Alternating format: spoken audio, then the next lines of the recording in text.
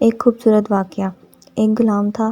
ایک دن وہ کام پر نہ گیا تو اس کے مالک نے سوچا کہ مجھے اس کی تنخواہ میں سے کچھ اضافہ کر دینا چاہیے تاکہ وہ اور دل جمعی سے کام کرے اور آئندہ غائب نہ ہو۔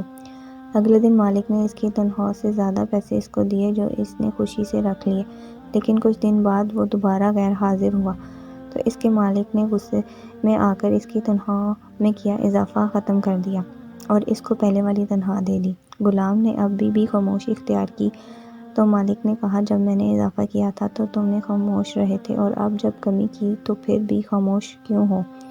تب غلام نے جواب دیا، جب میں پہلی دن غیر حاضر تھا تو اس کی وجہ بچے کی پیدائش تھی اور آپ کی طرف سے تنخواہ میں اضافے کو میں نے وہ رزق خیال کیا جو وہ اپنے ساتھ لے کر آیا تھا، اور جب میں دوسری مرتبہ غیر حاضر تھا تو اس کی وجہ میری ماں کی وفات تھی اور آپ کی طرف سے تنخواہ میں کمی کو میں نے وہ رزق خیال کیا جو وہ اپنے ساتھ لے گئیں۔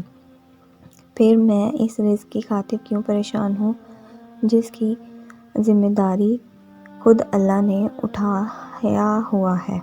جزاک اللہ۔ تو دوستو، ہمیں بھی چاہیے کہ ہم رزق کی وجہ سے پریشان نہ ہوں، کیونکہ رزق کی ذمہ داری اللہ تعالیٰ نے خود اٹھائی ہوئی ہے۔ وہ پتھر میں جو کیڑا ہے اس کو بھی رزق دیتا ہے۔